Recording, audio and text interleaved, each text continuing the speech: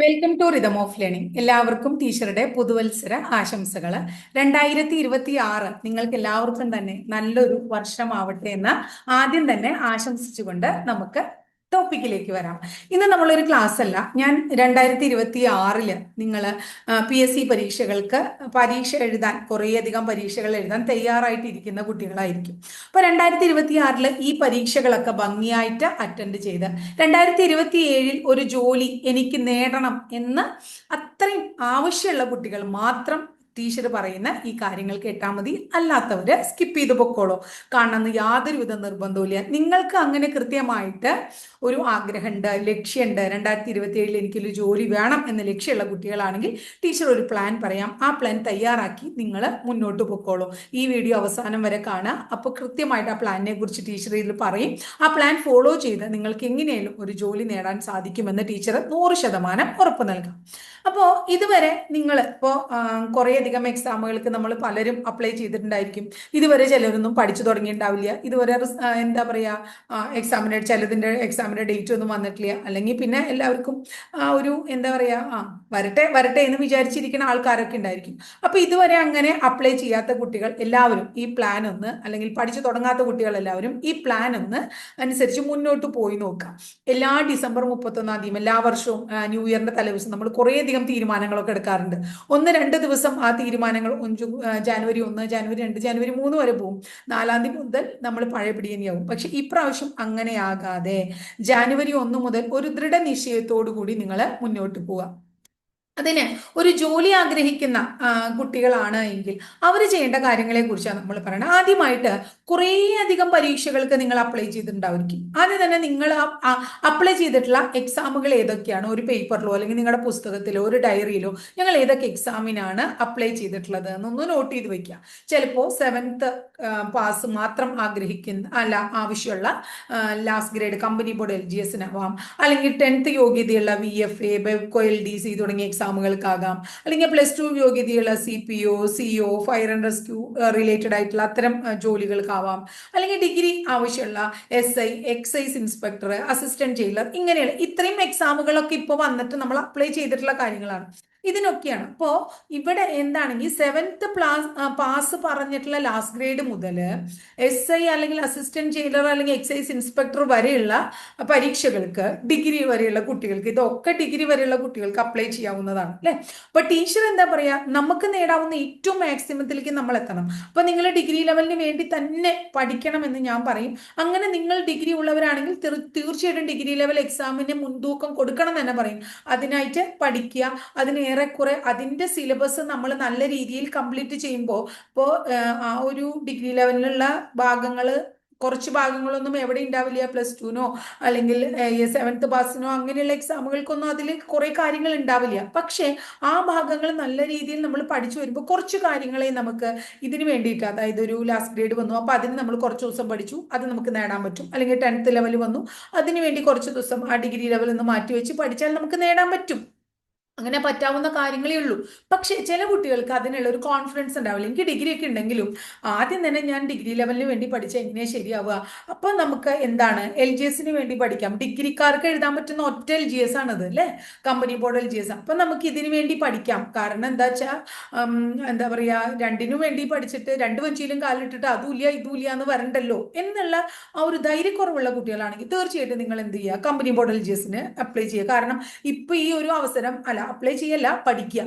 നമ്മൾ അപ്ലൈ ചെയ്തുല്ലോ, ഇനി നമുക്ക് കിട്ടുക കുറെ വർഷങ്ങൾക്ക് ശേഷം ഇങ്ങനെ ഒരു അവസരം കിട്ടുക. അപ്പൊ നമ്മളിപ്പോ പഠിക്കിയതിന് വളരെ എളുപ്പമാണ്. ഇതുവരെ പഠിച്ചു തുടങ്ങിയിട്ടില്ലെങ്കിലും, ഇന്ന് വരെ പഠിച്ചു തുടങ്ങിയിട്ടില്ലെങ്കിലും, ഇപ്പൊ പഠിച്ചു തുടങ്ങിയിട്ടില്ലെങ്കിലും, നാളെ കാലത്ത് തൊട്ടെങ്കിലും, ജാനുവരി 1-ാം തീയതി തൊട്ടെങ്കിലും നിങ്ങൾ ഇത് പഠിച്ചു തുടങ്ങാം മക്കളെ. കാരണം വെറും ഇപ്പൊ മാർച്ച് വരെയുള്ളതിലൊന്നും തന്നെ എന്ത് പറഞ്ഞിട്ടില്ല, എക്സാം പറഞ്ഞിട്ടില്ല. അപ്പൊ മാർച്ച് 31-ാം തീയതി വരെ എന്തില്ല, ഈ കമ്പനി ബോർഡ് LGS എക്സാം ഇല്ല. അടുത്ത ഏപ്രിലോ മെയിലോ മാക്സിമം ജൂൺ വരെ, ആ സമയത്തും ജൂണിലും ഉള്ളിൽ എങ്ങനെയാലും എന്തുണ്ടാവും, എക്സാം ഉണ്ടാവും, ഉറപ്പാണ്. ഒരു നന്നായിട്ട് നിങ്ങൾ പരിശ്രമിക്കുകയാണെങ്കിൽ ഒരു 3 മാസം കൊണ്ട് നേടാൻ പറ്റുന്ന ഒരു എക്സാം മാത്രമാണ് കമ്പനി ബോർഡ് LGS. നല്ല രീതിയിൽ ടീച്ചർ ഇഷ്ടം പോലെ കോമ്പറ്റേറ്റീവ് എക്സാം ക്ലാസ്സുകൾ എന്താ പറയുക സെന്ററുകളിൽ പോയിട്ട് പഠിപ്പിച്ചിട്ടുള്ളതിൻ്റെയും ഇപ്പോഴും പഠിപ്പിച്ചുകൊണ്ടിരിക്കുന്നതിൻ്റെയും അനുഭവത്തിന്റെ വെളിച്ചത്തിൽ പറയുകയാണ്. അതായത് നമ്മൾ short time batch crash course എന്നൊക്കെ പറഞ്ഞിട്ട് കുട്ടികൾക്ക് ഒരു മാസത്തെ ക്രാഷ് കോഴ്സിൽ ഫസ്റ്റ് റാങ്ക് വാങ്ങിയിട്ടുള്ള ധാരാളം കുട്ടികളുണ്ട്. പക്ഷെ അതേ രീതിയിൽ അവർ അത്രയും ആത്മാർത്ഥതയോട് കൂടിയിട്ടും കഠിനമായിട്ടുള്ള രീതിയിലും പരിശ്രമിച്ചിട്ടാണ് അവർ നേടിയിട്ടുള്ളത്. അല്ലാണ്ട് ക്രാഷ് കോഴ്സ് മതി, ക്രാഷ് കോഴ്സ് കൊണ്ട് ജോലി കിട്ടുന്നല്ല. വെറുതെ ക്രാഷ് കോഴ്സിന് 5 മണിക്കൂറാണ് ക്ലാസ്. 5-5.5 മണിക്കൂർ ക്ലാസ് അവർ ഫുള്ള് എന്നും 5 മണിക്കൂർ, അതായത് മൺഡേ ടു ഫ്രൈഡേ, സാറ്റർഡേയും സൺഡേയും മാത്രമേ മുടക്കുള്ളൂ. അങ്ങനെ ഇരുന്ന് നേടിയ കുട്ടികളുണ്ട്. പക്ഷെ ഇത് അതൊന്നും അല്ല ഞാൻ പറയുന്നത്. നിങ്ങളുടെ കയ്യിൽ ഒരു മാസം കൊണ്ട് നേടാനല്ല പറയണത്. 3 മാസം, ജനുവരി ഫെബ്രുവരി മാർച്ച്, ഈ 3 മാസം കൊണ്ടെങ്കിലും നിങ്ങൾ നേടുക.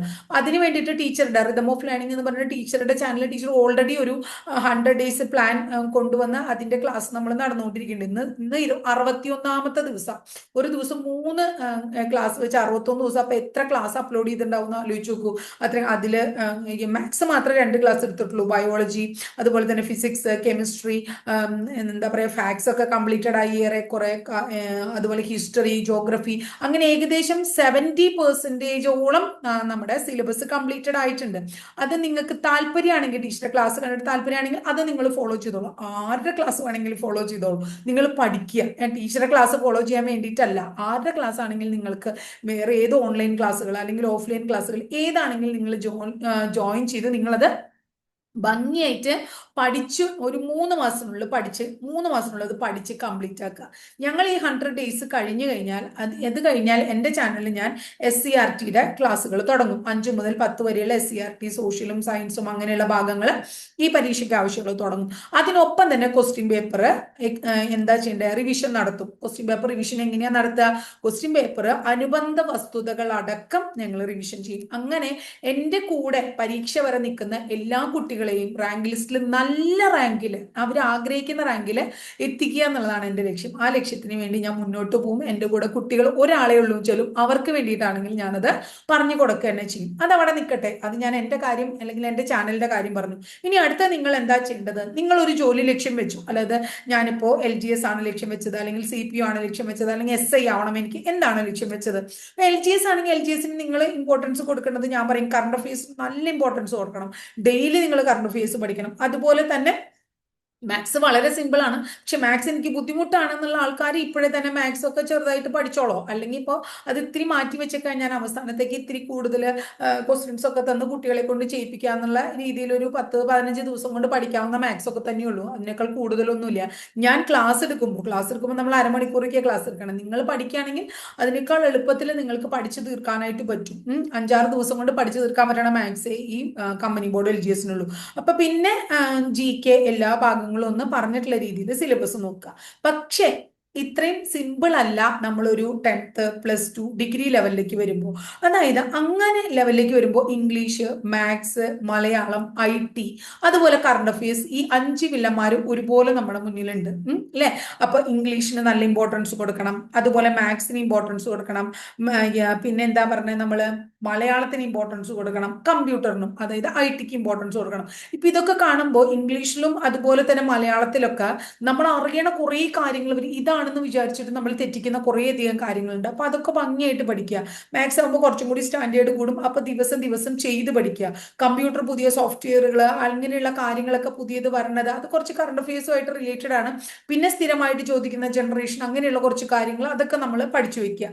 പിന്നെ ഇംഗ്ലീഷ് ഇപ്പൊ എന്താ പറയാ, ഓപ്പോസിറ്റ് വന്നു അല്ലെങ്കിൽ വൺ വേർഡ് വന്നു, ചില കാര്യങ്ങളൊന്നും നമുക്ക് അതിൽ നിന്ന് മാർക്ക് നേടാൻ പറ്റിയെന്ന് വരില്ല എല്ലാ കുട്ടികൾക്കും.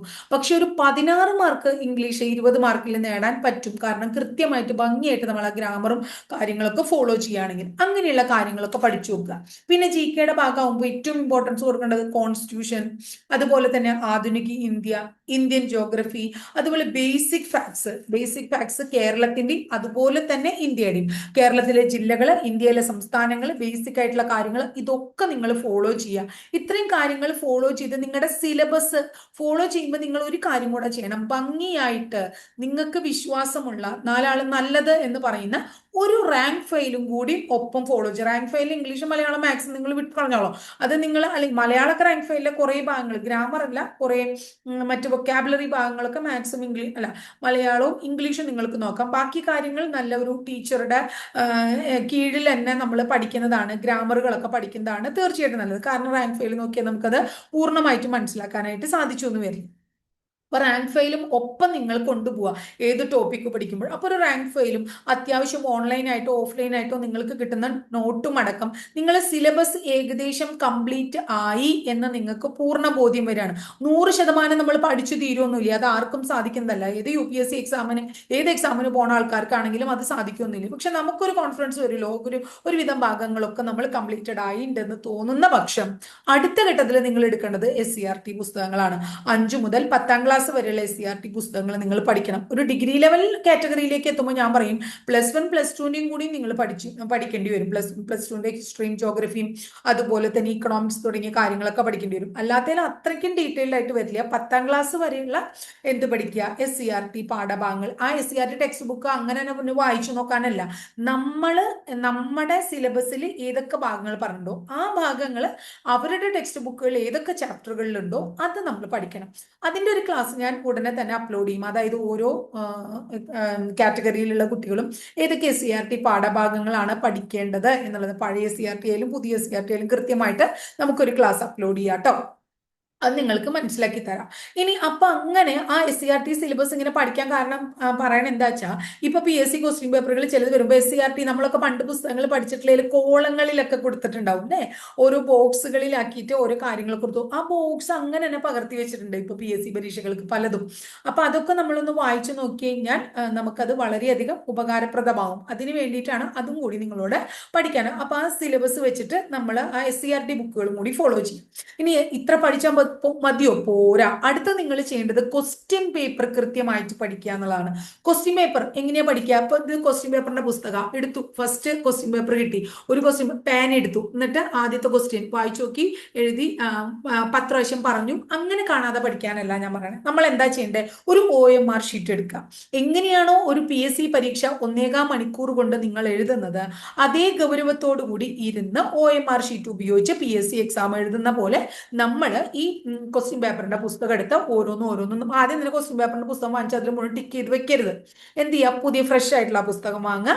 ഓരോ ക്വസ്റ്റ്യൻസും അതും എങ്ങനെയായിരിക്കണം? LGSന് പഠിക്കുന്ന കുട്ടികളാണോ നിങ്ങൾ? LGSന്റെ പ്രീവിയസ് ക്വസ്റ്റ്യൻ പേപ്പർ മാത്രം വാങ്ങിച്ച് പഠിച്ചാൽ മതി. ആ പരീക്ഷ ലക്ഷ്യം കാണുമ്പോൾ 10ാം ക്ലാസ് ആണ് അല്ലെങ്കിൽ LD ക്ലർക്ക് ആണെങ്കിൽ അത്, ഡിഗ്രി ലെവൽ ആണെങ്കിൽ ഡിഗ്രി ലെവൽ, ഏത് കാരണം ആ എക്സാമിന്റെ നിലവാരത്തിൽ നമ്മൾ എത്തണമെങ്കിൽ അതേ രീതിയിലുള്ള എക്സാമുകൾ നമ്മൾ എഴുതി ശീലിക്കണം. അങ്ങനെ 100 ക്വസ്റ്റ്യൻസ് ഉള്ള ഒരു എക്സാം നമ്മൾ എഴുതി നമ്മൾ അപ്പൊ തന്നെ 1.25 മണിക്കൂർ കഴിയുമ്പോൾ നമ്മൾ OMR ഷീറ്റിൽ ടിക്ക് ചെയ്ത് നമ്മുടെ മാർക്ക് നോക്കുകയാണ്. അപ്പൊ 100ല് എനിക്ക് കിട്ടിയത് 75 മാർക്കാണ്. 75 മാർക്കിൽ നമ്മൾ കിട്ടിയപ്പോ നമ്മൾ ചിലപ്പോ എഴുതിയത് ഒരു 90 ക്വസ്റ്റ്യൻ ഒക്കെ എഴുതിയിട്ടുണ്ടാവും, 10 എണ്ണം എഴുതിയില്ല. അപ്പൊ എഴുതാത്തതിനെ മാറ്റി വെക്കുക. എന്തുകൊണ്ടാണ് ഞാനിത് എഴുതാഞ്ഞ്? എനിക്കത് കിട്ടാത്തത് കൊണ്ടാണോ? കൺഫ്യൂഷൻ ഉള്ളത് കൊണ്ടാണോ? അല്ലെങ്കിൽ ഞാൻ ആ ഭാഗം തീരെ നോക്കാത്തത് കൊണ്ടാണോ? അപ്പൊ ഈ ഭാഗം നോക്കാത്ത ഭാഗവും പരീക്ഷയ്ക്ക് വന്നിട്ടുണ്ടല്ലോ, അപ്പൊ ഇനി ഇത്രയും ഭാഗം ഞാൻ നോക്കണം. അതൊരു ബുക്കിൽ നമ്മൾ നോട്ട് ചെയ്ത് വെക്കുക. ഈ ഭാഗം, ഈ ക്വസ്റ്റ്യൻ പേപ്പറിൽ ഇന്ന ഭാഗമൊക്കെ വന്നിട്ടുണ്ട്, അതെനിക്ക് നോക്കണം. ഇനി അടുത്തത് നമ്മൾ നെഗറ്റീവ് മാർക്ക് എവിടെയാ വന്നേ? അപ്പൊ ചിലപ്പോൾ നമുക്ക് വളരെ അറിയണ കാര്യങ്ങൾ വരെയായിരിക്കും നമ്മൾ തെറ്റിക്കുക. കാരണം എന്തുകൊണ്ടാണ്?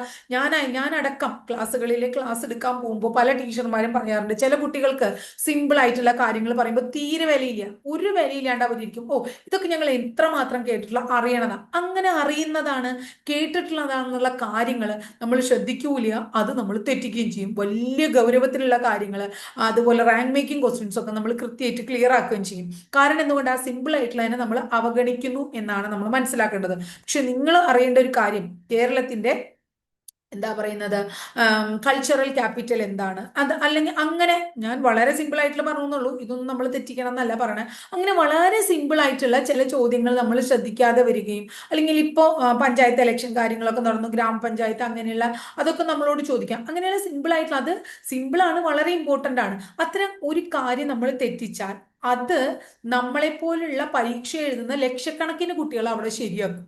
നമ്മൾ തെറ്റിക്കും, സിമ്പിൾ ആയിട്ടുള്ളത്. പക്ഷേ നമ്മൾ ഒരു റാങ്ക് മേക്കിംഗ് ക്വസ്റ്റ്യൻ ശരിയാക്കിയാൽ നമ്മളെ പോലുള്ള 5-10 കുട്ടികൾ മാത്രമേ അത് ശരിയാക്കുന്നുണ്ടാവുള്ളൂ. ഫസ്റ്റ് റാങ്ക് അല്ലെങ്കിൽ സെക്കൻഡ് റാങ്ക് കിട്ടുന്ന കുട്ടികൾ മാത്രം. പക്ഷെ ആവറേജ് സ്റ്റുഡൻസ് ആയിരിക്കും കൂടുതൽ ഉണ്ടാവുക. അപ്പൊ അത്തരം എല്ലാവർക്കും അറിയുന്ന ഒരു ക്വസ്റ്റ്യൻ തെറ്റിച്ചാൽ നമ്മൾ 200-250ഓളം റാങ്കിൽ പിന്നോട്ട് പോകാനുള്ള സാധ്യത നമുക്ക് കൂടുതൽ. ഇത്ര സിമ്പിൾ ആയിട്ടുള്ള കാര്യങ്ങളായിക്കോട്ടെ, ആര് പറയണതായിക്കോട്ടെ, അത് നമ്മൾ വളരെ ശ്രദ്ധയോടുകൂടി നമ്മൾ എന്താണ് എത്ര നമ്മൾ പഠിച്ചു വെച്ചാലും നമ്മൾ മനസ്സിലാക്കും. നമ്മൾ എന്താ പറയാ, ഒന്നും പഠിച്ചിട്ടില്ല എന്നാണ് അർത്ഥം. നമ്മൾ ഉള്ളിലേക്ക് ഇറങ്ങി ചെല്ലുമ്പോൾ നമുക്കറിയാത്ത കുറേ അധികം കാര്യങ്ങളുണ്ട്. ഇനിയും നമ്മൾ കുറേ കാര്യങ്ങൾ പഠിക്കാനുണ്ട്. അപ്പൊ നമ്മൾ അത്രയും ഗൗരവത്തോടുകൂടി, സിമ്പിൾ ആയിട്ടുള്ള കാര്യങ്ങളാണെങ്കിൽ കൂടി അത്രയും ഗൗരവത്തോടുകൂടി കണക്കാക്കുക. നെഗറ്റീവ് മാർക്ക് എവിടെയാ വന്നേ, ഏതാ തെറ്റിയെ, ക്ലിയർ ആയിട്ട്. എന്നിട്ട് എന്താ ചെയ്യേണ്ടത്, ഒരു ക്വസ്റ്റ്യൻ പേപ്പർ ചെയ്താൽ ആ ക്വസ്റ്റ്യൻ പേപ്പർ അതിന്റെ അനുബന്ധ വസ്തുതകൾ അടക്കം എന്ത് ചെയ്തിരിക്കണം, നന്നായിട്ട് പഠിച്ചിരിക്കണം. പഠിച്ചിട്ട് ശേഷം അടുത്ത ക്വസ്റ്റ്യൻ പേപ്പർ എടുക്കണ്ടു. ഇനി അതിലെ മാത്സ് ഒരെണ്ണം നിങ്ങൾ തെറ്റിച്ചു എന്നിരിക്കുക. ബാക്കി ഇപ്പോ 20 മാത്സിൽ ഒരെണ്ണം തെറ്റിച്ചു, ഒരെണ്ണം PSC ഡിലീറ്റ് ചെയ്തു. അപ്പൊ ആ ഒരെണ്ണം തെറ്റിച്ചത്, ആ തെറ്റിച്ച അതേ ചോദ്യം 5-10 പ്രാവശ്യം റിപ്പീറ്റ് ചെയ്ത് നിങ്ങൾ ചെയ്യുക. കാരണം എന്തുകൊണ്ടാണെങ്കിൽ മാത്സിന്റെ ഒക്കെ ഒരു പ്രത്യേകത എന്താ വെച്ചാൽ, അതേ ക്വസ്റ്റ്യൻസ്, അതേ ഓപ്ഷൻസ് അങ്ങനെ തന്നെ പകർത്തി വരുന്ന കുറേ അധികം സന്ദർഭങ്ങൾ നമുക്ക് കാണാറുണ്ട്. അപ്പൊ ഇതേ ക്വസ്റ്റ്യൻ തന്നെ വന്ന എത്ര സിമ്പിൾ ആയിട്ട് നമ്മൾ അത് ശരിയാക്കും. അപ്പൊ റിപ്പീറ്റ് ചെയ്ത് അങ്ങനെ ചെയ്യാട്ടോ. അപ്പൊ പിന്നെ കറണ്ട് അഫയേഴ്സും ഒക്കെ നമ്മൾ ഏതാ വന്നിട്ടില്ലേ നോക്കാം. അങ്ങനെ നമ്മൾ മാക്സിമം നമുക്കൊരു നന്നായിട്ട് കുറെ കവറൊക്കെ ചെയ്ത കുട്ടികൾക്ക് ചിലപ്പോൾ ഒരു 2-3 ക്വസ്റ്റ്യൻസ് എല്ലാം പഠിച്ചു കഴിഞ്ഞാൽ 2-3 ക്വസ്റ്റ്യൻ പേപ്പർ ഒരു ദിവസം പഠിക്കാൻ പറ്റുമെങ്കിൽ, അല്ലെങ്കിൽ ഒരു 4 ക്വസ്റ്റ്യൻ പേപ്പർ ഒരു ദിവസം പഠിക്കാൻ പറ്റുമെങ്കിൽ, ഒരു 25 ദിവസം കൊണ്ട് നിങ്ങൾ 100 ക്വസ്റ്റ്യൻ പേപ്പർ പഠിച്ചാൽ വേണ്ട, നിങ്ങൾ 50 ക്വസ്റ്റ്യൻ പേപ്പർ പഠിച്ചാൽ മതി. 50 ക്വസ്റ്റ്യൻ പേപ്പറെങ്കിലും നിങ്ങൾ പഠിച്ചാൽ ടീച്ചർ എഴുതി തരാം. ഈ 50 ക്വസ്റ്റ്യൻ പേപ്പർ കൃത്യമായിട്ട് പഠിക്കുക. അനുബന്ധ വസ്തുതകൾ അടക്കം, അതിന്റെ ഓപ്ഷൻസ്, അനുബന്ധ വസ്തുതകൾ നിങ്ങൾ പഠിച്ച് മുന്നോട്ട് പോവുകയാണെങ്കിൽ ഒരു 75 മാർക്ക് ആ ഭാഗത്ത് നിന്ന് തന്നെ നിങ്ങൾക്ക് നേടാനായിട്ട് പറ്റും. ബാക്കിയുള്ളത് കറണ്ട് അഫയേഴ്സോ അല്ലെങ്കിൽ കറണ്ട് അഫയേഴ്സ് റിലേറ്റഡ് ആയിട്ടുള്ള ഫാക്ട്സോ അല്ലെങ്കിൽ അങ്ങനെയുള്ള കാര്യങ്ങളൊക്കെ ആയിട്ട് ബാക്കി മാറുകയാണ്. അല്ലെങ്കിൽ ഇംഗ്ലീഷ്, മാത്സ് അങ്ങനെയുള്ള കാര്യങ്ങളൊക്കെ ആയിട്ട് ബാക്കി മാറും. അപ്പൊ നമ്മൾ ഇത്രയും കാര്യം ചെയ്ത് കഴിയുമ്പോൾ തന്നെ മക്കളെ നമുക്കൊരു കോൺഫിഡൻസ് നമ്മുടെ ഉള്ളിൽ വരികയാണ്. ഇനി ആ കോൺഫിഡൻസിനെ ഒന്നും കൂടിയും ശക്തമാക്കാൻ ടീച്ചർ വേറൊരു കാര്യം കൂടെ പറയാം. നിങ്ങൾ എന്താണോ ആഗ്രഹിക്കണേ, നിങ്ങൾക്കിപ്പോ എന്താണ് ലാസ്റ്റ് ഗ്രേഡ് ആണ്, അല്ലെങ്കിൽ ഒരു SI ആണ്, അല്ലെങ്കിൽ ഒരു LD ക്ലർക്കാണ്, എന്താ ആഗ്രഹിക്കണേ, ആ ആഗ്രഹിക്കണ കാര്യം നിങ്ങളെന്ന് എന്താ പറയുക എഴുതി വെക്കുക. അത് നിങ്ങൾ പഠിക്കാനിരിക്കുന്ന പുസ്തകത്തിന്റെ ചട്ടയിലാകാം, അല്ലെങ്കിൽ നിങ്ങൾ അതിനേക്കാൾ കൂടുതൽ ഞാൻ പറയുന്നത്, നിങ്ങൾ കാണുന്ന ഒരു സ്ഥലത്ത് അത് എഴുതി വെക്കുക. കാലത്ത് എണീക്കുമ്പോൾ നമ്മൾ ആദ്യം കാണുന്നത് അതായിരിക്കും. അല്ലെങ്കിൽ പരീക്ഷയ്ക്ക് പഠിക്കാനിരിക്കുന്നതിന് മുമ്പ് ആദ്യം നമ്മൾ നോക്കുന്നത് അതായിരിക്കും. ഇടയ്ക്കിടയ്ക്ക് നമ്മൾ മുറിയിലേക്ക് വരുമ്പോൾ, നമ്മൾ ആ പ്രൈവറ്റ് സ്പേസിലേക്ക് വരുമ്പോൾ നിങ്ങൾ അത് തന്നെ നോക്കണം. അത് തന്നെ പിന്നെയും പറഞ്ഞുകൊണ്ടിരിക്കണം. തീർച്ചയായിട്ടും നിങ്ങൾക്ക് അത് നേടാൻ പറ്റും. അതിന് ഏറ്റവും നല്ല തെളിവാണ് ഞാൻ, അതായത് ഞങ്ങൾ ആഗ്രഹിച്ച ഒരു കാര്യം. അത് ഞാൻ ആഗ്രഹിച്ചത് എനിക്കൊരു വീടാണ്. ആ വീട് ഞാൻ അങ്ങനെ കുറെ നാളായിട്ട് ആഗ്രഹിക്കുന്നതാണ്. നമ്മൾ പോണ വഴിക്കൊരു വീടിന്റെ ഫോട്ടോ കാണാം. അപ്പൊ ഈ വീട് ഭയങ്കര ഇഷ്ടമായി. അപ്പൊ ഞാൻ പറഞ്ഞു, എന്നാൽ നമുക്കതൊരു ഫോട്ടോ എടുക്കാം. ആ ഫോട്ടോ എടുത്താൽ അത് തന്നെ ഞാൻ കൊടകര വന്നിട്ട് അത് പ്രിന്റ് എടുത്ത് നമ്മുടെ ബെഡ്റൂമിൽ നമ്മൾ കിടക്കുമ്പോൾ എണീക്കണതിന്റെ നേരെ നമ്മളത് ഒട്ടിച്ചു വെക്കുകയാണ്. 1.5 കൊല്ലം വേണ്ടി വന്നില്ല. 13 മാസം, 14ാമത്തെ മാസം ഞങ്ങൾ ആഗ്രഹിച്ച വീട്ടിൽ താമസിച്ചു എന്നുള്ളതാണ്. അത് ഭഗവാന്റെ അനുഗ്രഹവും അങ്ങനെ എല്ലാം കൂടിയിട്ടാണ്, നമ്മുടെ പരിശ്രമവും ഒക്കെ കൂടിയിട്ടാണ്. പക്ഷെ അത് നിങ്ങൾ ചെയ്തു നോക്കൂ, ടീച്ചർ അതിന് തെളിവാണ്. അപ്പോൾ എല്ലാ കാര്യങ്ങളും, ഈ ഒരു കാര്യം പഠനത്തിന്റെ കാര്യമല്ല, എന്ത് കാര്യമായാലും അങ്ങനെയാണ്. നമുക്ക് നേടാൻ പറ്റാത്തതായിട്ട് ഒന്നുമില്ല. നമ്മൾ ആഗ്രഹിക്കുകയും വേണം, ആഗ്രഹത്തിനനുസരിച്ച് നമ്മൾ പ്രവർത്തിക്കുകയും വേണം. ഇത് രണ്ടും കൂടി നടക്കുമ്പോൾ എന്ത് ഉണ്ടാവും, അത് നടക്കുക തന്നെ ചെയ്യും. ഇനി അടുത്തത് ലാസ്റ്റ് എനിക്ക് നിങ്ങളോട് ഒറ്റ കാര്യം പറയാനുള്ളൂ. അതായത് നെഗറ്റീവ് കമന്റ്സ് എവിടെ നിന്ന് വരുന്നുവോ അവരുമായിട്ട് നിങ്ങൾ കൂട്ടുകൂടരുത്. ഇപ്പൊ നിങ്ങളുടെ കൂട്ടുകാരികൾ പറയാണ്, കൂട്ടുകാരന്മാർ പറയാണ്, നീ ഇപ്പൊ PSCക്ക് പഠിച്ചുകൊണ്ടിരിക്കുക, എന്താ കാര്യം, എത്ര ആൾക്കാരായി പഠിക്കണു, പലരും ലിസ്റ്റിൽ വന്നു, ആർക്കെങ്കിലും ജോലി കിട്ടണ്ട, അല്ലെങ്കിൽ എന്തോരം കള്ളത്തരത്തിക്കൂടെയാ ജോലിക്ക് ആൾക്കാർ കയറണം, ഇങ്ങനെ 100 നെഗറ്റീവ് കമന്റ്സ് ഉണ്ടാവും. അത്തരം കമന്റ്സിനെ നിങ്ങൾ അവരുമായിട്ട് കൂട്ടുകൂടാണ്ടിരിക്കുക, അല്ലെങ്കിൽ ആ കമന്റ്സിനെ നിങ്ങൾ ചെവി കൊടുക്കാണ്ടിരിക്കുക എന്നാണ്. അവരുമായിട്ട് കൂട്ടുകൂടാണ്ടിരിക്കാം. നമ്മുടെ ഫ്രണ്ട്സും കാര്യങ്ങളൊക്കെ ആണെങ്കിൽ, നമ്മുടെ വീട്ടിലുള്ളവരാണെങ്കിലോ കൂട്ടുകൂടാതിരിക്കാൻ നമുക്ക് പറ്റില്ല അല്ലെ. അപ്പൊ നമ്മൾ എന്താ ചെയ്യണ്ടേ? പൂർണ്ണമായിട്ടും അവർ പറയുന്നത് ഈ ചെവിക്കൊട വിട്ട് ഈ ചെവി കേൾക്കുക, മറ്റു ചെവിക്കൊട വിടുക. നമ്മൾ ശ്രദ്ധിക്കുകയേ ചെയ്യരുത്. അത്തരം നെഗറ്റീവ് കമന്റ്സ് നമുക്ക് എന്താ ചാഞ്ചാട്ടം ഉണ്ടാക്കാൻ, അപ്പൊ നമ്മുടെ ലക്ഷ്യത്തിലേക്ക് നമ്മൾ എത്താൻ പിന്നെയും പിന്നെയും പിന്നെയും നമുക്ക് നേരം വൈകിക്കൊണ്ടിരിക്കും. അപ്പൊ നെഗറ്റീവ് കമന്റ്സ് ഒന്നും നമ്മൾ ശ്രദ്ധിക്കാണ്ടിരിക്കുക. അവര് നേടില്ല എന്ന് പറയുമ്പോൾ അവരുടെ മുഖത്ത് നോക്കി നമ്മൾ ഞാൻ നേടുന്നു പറയണ്ട. പക്ഷെ നിങ്ങളുടെ മനസ്സിൽ അവർ ഒരു പ്രാവശ്യം നേടില്ല എന്ന് പറയുമ്പോൾ നിങ്ങൾ 10 പ്രാവശ്യം ഞാനത് നേടിയിരിക്കും, നേടിയിട്ട് കാണിച്ചു തരാട്ടാണ് നിങ്ങൾ 10 പ്രാവശ്യം മനസ്സിൽ നിങ്ങൾ അത് പറഞ്ഞിരിക്കണം. വെറുതെ അവരെ വെല്ലുവിളിക്കൊന്നും വേണ്ട. അവരുടെ മുഖത്ത് നോക്കി ഞാൻ കാണിച്ചു തരാടാ, അങ്ങനെ കാണിച്ചു തരാടി, അങ്ങനെ അല്ലെങ്കിൽ കാണിച്ചു തരാൻ ചേട്ടാ അമ്മേ, അങ്ങനെ ഒന്നും പറയണ്ട. 10 പ്രാവശ്യം അവർ ഒരു പ്രാവശ്യം പറ്റില്ല എന്ന് പറയുമ്പോൾ 10 പ്രാവശ്യം നിങ്ങൾ നിങ്ങളുടെ മനസ്സിനെ തന്നെ പറഞ്ഞു പഠിപ്പിക്കുക, ഞാൻ നേടും ഞാൻ നേടും എന്നുള്ളത് 10 പ്രാവശ്യം. ഇത് എനിക്ക് കിട്ടും, കിട്ടിക്കഴിഞ്ഞിട്ട് നമുക്ക് നേരിട്ട് കാണാട്ടാ എന്ന് നമ്മൾ മനസ്സിൽ പറയുക. അങ്ങനെയാണ് നമ്മൾ ചെയ്യേണ്ടത്. ഇങ്ങനെ നിങ്ങൾ മുന്നോട്ട് പോവുകയാണെങ്കിൽ മക്കളെ, നമ്മളിപ്പോ VFAക്ക് അപ്ലൈ ചെയ്തിട്ടുണ്ട്. അത് 2026 നവംബറിൽ റിസൾട്ട് വരും. നിങ്ങൾ അതിലുണ്ടാവും ലിസ്റ്റില്. ഇനി വേണ്ട, 2027 ജാനുവരിയിൽ നമ്മുടെ എന്തിന്റെ റിസൾട്ട് വരും? കമ്പനി ബോർഡ് LGSന്റെ റിസൾട്ട് വരും. ഉറപ്പായിട്ട് നിങ്ങൾ ഉണ്ടാവും. ഇനി ഫോഴ്സ് തസ്തികകൾക്കാണെങ്കിൽ 1 ഇയർ കൊണ്ട് അവരുടെ റിക്രൂട്ട്മെന്റും കാര്യങ്ങളൊക്കെ കഴിയും അല്ലെ. അപ്പൊ അതാണ് ആഗ്രഹിക്കണമെന്ന് വെച്ചാൽ അത് വരും. അതായത് 2026 ഇതേ രീതിയിലുള്ള ഒരു ദൃഢനിശ്ചയത്തോടു കൂടി നല്ലൊരു പ്ലാനോട് കൂടി നിങ്ങൾ മുന്നോട്ട് പോയാൽ 2027 വളരെയധികം സന്തോഷത്തോടുകൂടെ നല്ല ഫിനാൻഷ്യൽ ബാക്ക്ഗ്രൗണ്ടോടുകൂടെ നമുക്ക് ജീവിക്കാൻ പറ്റുമെന്ന് ടീച്ചർ നിങ്ങൾക്ക് ഉറപ്പ് വരികയാണ്.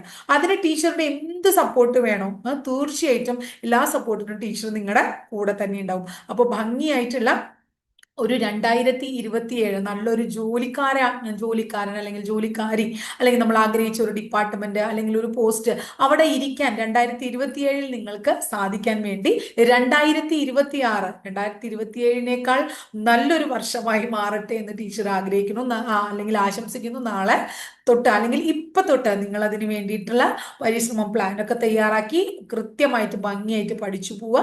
എല്ലാവർക്കും ജോലി കിട്ടാനുള്ള ഭാഗ്യം ഉണ്ടാവട്ടെ. ഇത് ഭാഗ്യം എന്ന് പറയുന്നത് വേറൊരു കാര്യം കൂടി ഉണ്ട്. പഠനം കൊണ്ട് മാത്രം നേടാൻ പറ്റുന്ന ഒരു കാര്യമല്ല, പ്രാർത്ഥന എന്ന് പറയുന്ന ഒരു സംഭവം കൂടെ വേണം. അതായത് അതിനും നമ്മൾ ഒരുപോലെ ഇമ്പോർട്ടൻസ് കൊടുക്കണം. പഠിച്ചുകൊണ്ട് മാത്രം കാര്യമില്ല, കുറച്ച് നമ്മൾ എന്താ പറയുക, നമ്മൾ പഠിച്ച കാര്യം ഭംഗിയായിട്ട് അത് പ്രസന്റ് ചെയ്യാനും അവിടെ ഇരിക്കുമ്പോൾ നമുക്കത് ഓർമ്മ വരാനും അല്ലെ, അങ്ങനെയുള്ള കാര്യങ്ങൾക്കൊക്കെ നമ്മൾ എന്താ പറയുക, നമ്മൾ ഏത് ശക്തിയെയാണോ നമ്മൾ ആരാധിക്കുന്നത്, അത് ഏത് മതവിഭാഗത്തിൽ ഉള്ള കുട്ടികളായിക്കോട്ടെ ആരായിക്കോട്ടെ, ആ ശക്തിയെ കൂടെ നല്ല രീതിയിൽ മനസ്സിൽ വിചാരിച്ച് പ്രാർത്ഥിച്ചതിന് ശേഷം പഠിക്കാനും പരീക്ഷയ്ക്ക് പോകാനും ഒക്കെ നിങ്ങൾ ശ്രമിക്കുക. അപ്പൊ എല്ലാവർക്കും എല്ലാവിധ ആശംസകളും ടീച്ചർ നേരിടണം കേട്ടോ.